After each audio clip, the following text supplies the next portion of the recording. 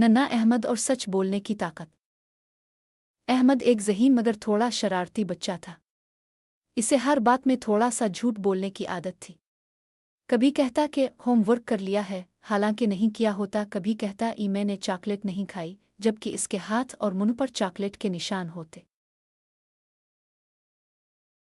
इसकी उम्मी इसे बार बार समझाती, बेटा झूठ से वक्ती फ़ायदा होता है मगर सच हमेशा जीतता है। लेकिन अहमद ज़्यादा ध्यान नहीं देता था।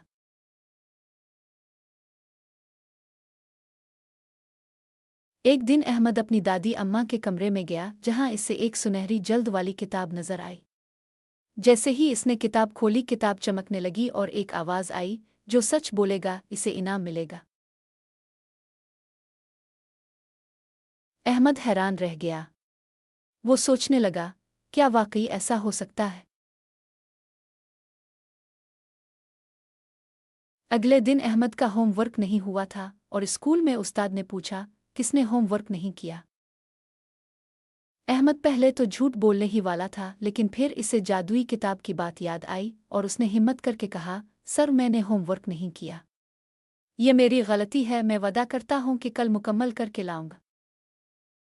सर ने हैरानी से अहमद को देखा मगर गुस्सा नहीं किया, बल्कि मुस्करा कर बोले, अहमद सच बोलने की हिम्मत बहुत कम लोगों में होती है, शाबाश। इसी लम्हे अहमद की जेब में कुछ महसूस हुआ।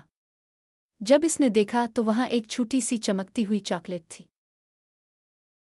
अब अहमद को समझ आ गया कि सच बोलने से लोग इस पर भरोसा करेंगे और वो खुद भी अच्छा महसूस करेगा।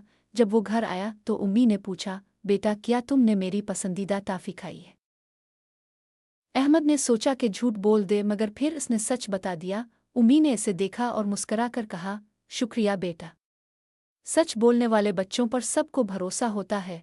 फिर उन्होंने अहमद को मज़ीद 2 टॉफियां दे दी। नतीजा, सच बोलने से हमेशा इज्जत और भरोसा हासिल होता है और झूठ वक्ती फ़ायदा देकर नुकसान पहुंचाता है। हे